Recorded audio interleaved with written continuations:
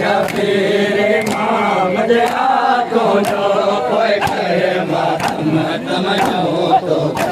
शबीर इमाम जया तुझो कोई करे मातम तमनो तो शबीर इमाम जया तुझो कोई करे मातम तमनो तो शबीर इमाम जया तुझो तुझो कोई कर मातम तमनो तो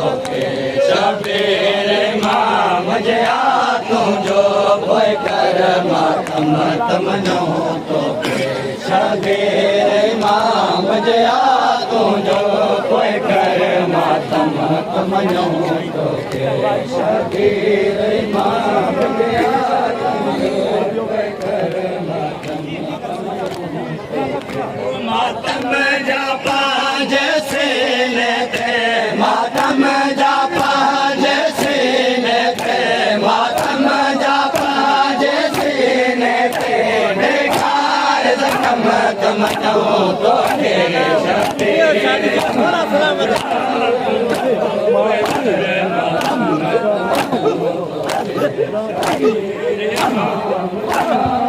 सुन के मातम जापा जैसे लेते मातम जापा जैसे लेते मातम जापा जैसे लेते बेकार जख्म तमनो तो के शबीर इमाम जया तुझो कोई करे मातम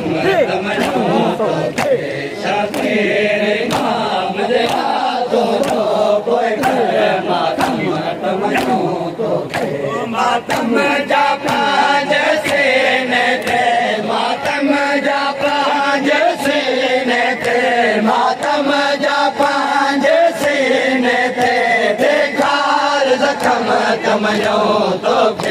शबीर इमाम जया तुझो कोई कर मातम तमनो तो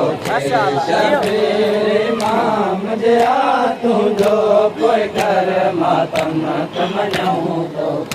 मातम शबीर जारिया तू घर में बैठो आई छो मातम शबीर जारिया तू घर में बैठो आई छो अजल से शबीर में शामिल थी अजल से शबीर में शामिल थी अजल से शबीर में शामिल थी कर अग्रत कदम तमनो तो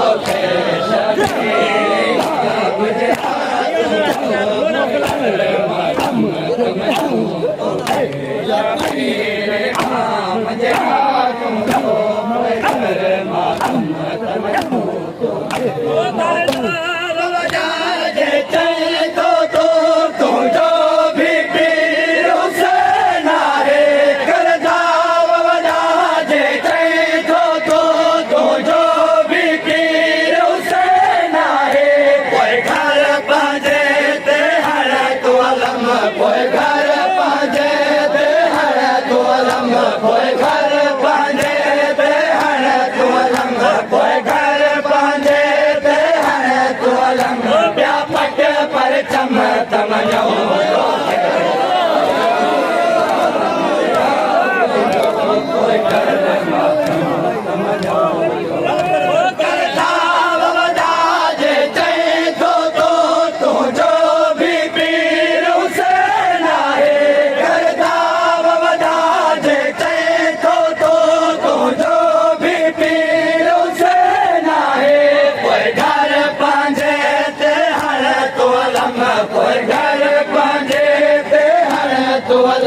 कोई घर पांजे ते हर तो अलम ब्या पट पर चम तमनो तो के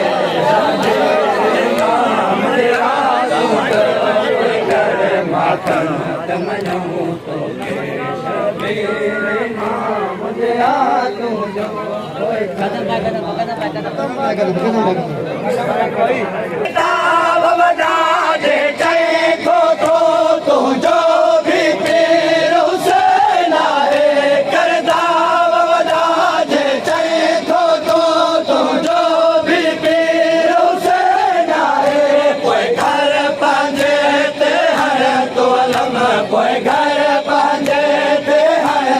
अलम पोइ घर पंहिंजे ते हण तूं अलम ॿिया पट पर चम तमनो तोखे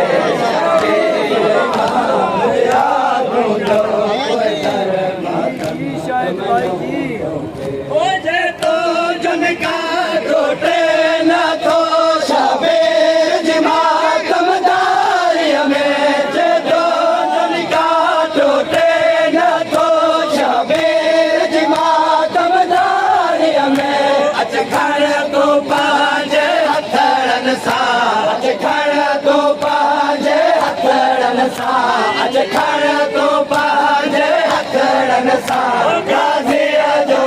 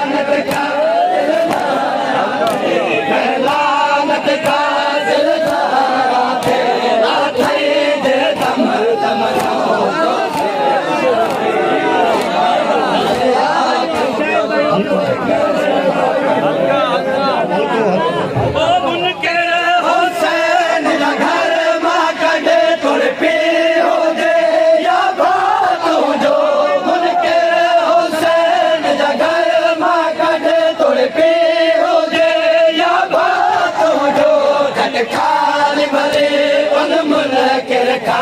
खटखाल भले उन मन के रखा खटखाल भले उन मन के रखा कर रो कम दम जाओ तो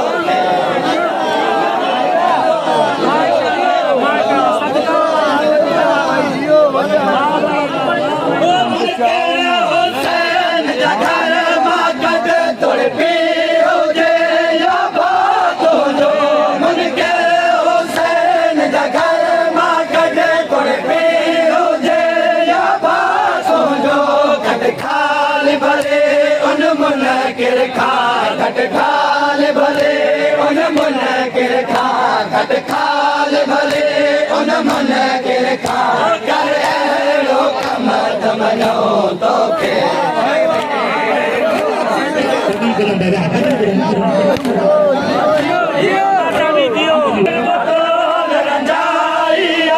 दरबार मखाल वराइया जैसे बतौल रंजाइया दरबार मखाल वराइया कर लानत का लानत का कर लानत का दम दम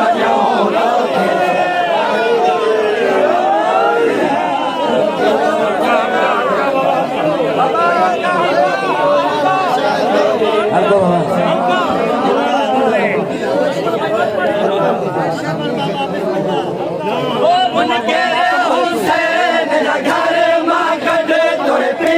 हो जे या बातो जो उनके हुसैन घर मागद तोड़ पी हो जे या बातो जो खटखाल भले उन मन के रखा खटखाल भले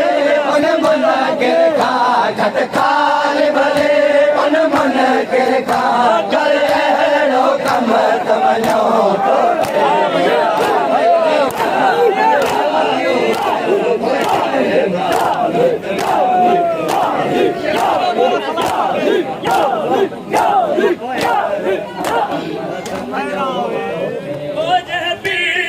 पुटिया आए तो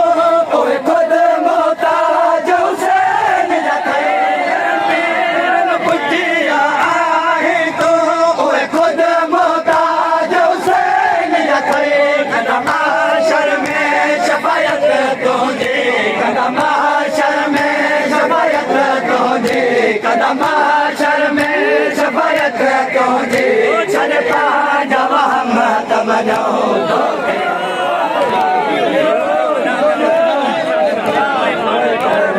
बस दे रो जियो जियो पाक नबी के भगा जे के खंडक खबर या छड़ पाक नबी के भगा जे के शाहिद तन ते लिखलानत तो शाहिद तन ते लिखलानत जो कलम तमनो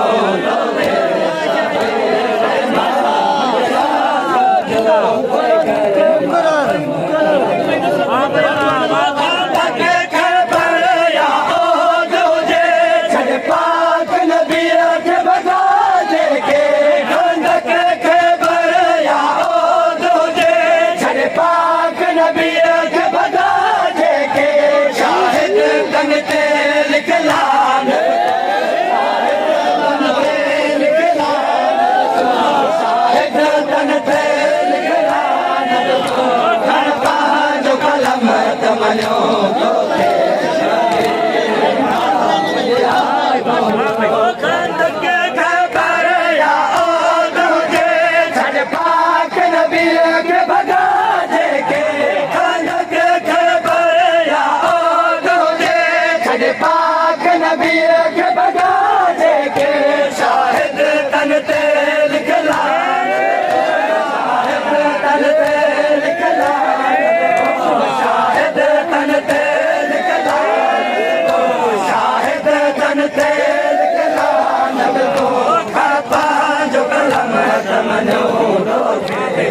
कयो